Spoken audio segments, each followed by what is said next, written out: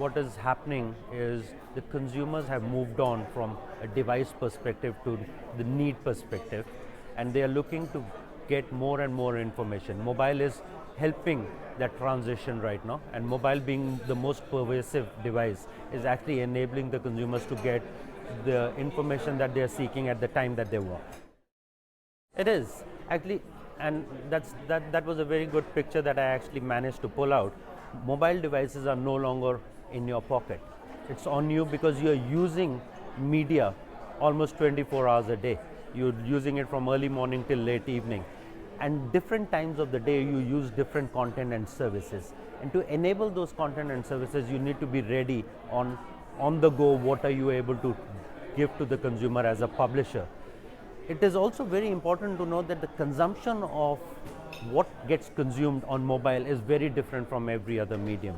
And that's something that as a publisher you need to track and map.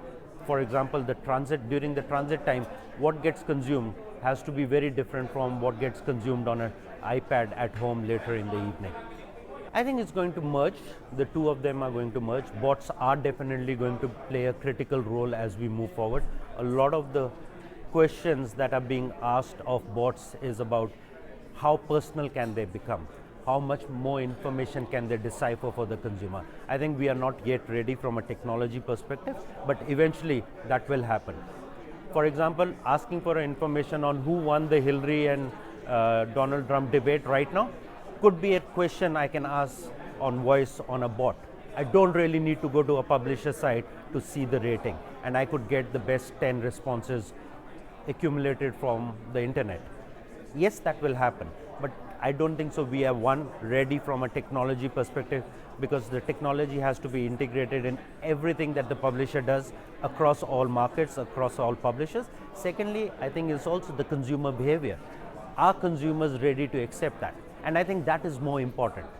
It may be a lot more informative, it may be a lot more easier, but it really depends, are the consumers ready?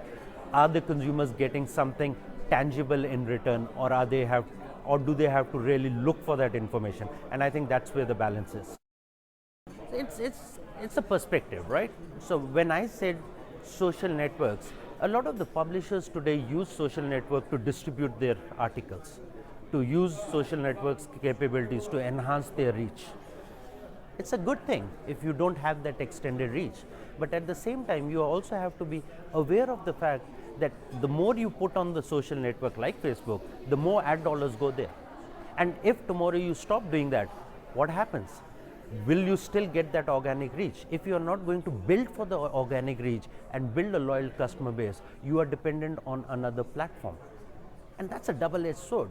In the short term, you can get the reach and therefore get little bit revenue, but you are getting a part of the revenue. And tomorrow, if you stop that, what happens? Is that a downslide, or are you ready for it? So I think you have to, as a publisher, you have to be aware of it, and then calculated risks come along with it.